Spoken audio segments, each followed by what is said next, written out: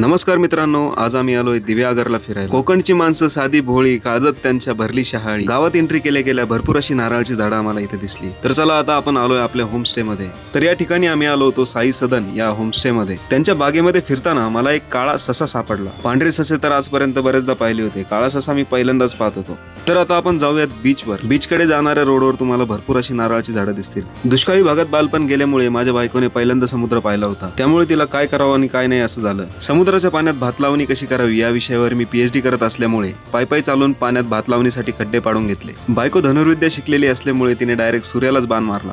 खोल समुद्रात जाऊन मी डायनोसॉर या प्रजातीचे अवशेष शोधून काढले। ही बातमी सगळीकडे पसरताच काही लोक बोट घेऊन ते अवशेष चोरून नेण्याचा प्रयत्न करण्यासाठी माझ्याकडे येत होते। 2 तास झाले त्यांना काही रस्ता सापडत नव्हता। म्हटलं तोपर्यंत आपण चहा बिस्किट खाऊन घेऊ। घरी आल्यानंतर पाहिलं तर एका बॉटलच्या मानेत गॅप पडला होता। तिचं मेजर असं ऑपरेशन करून मी तिची मान सरळ करून दिली।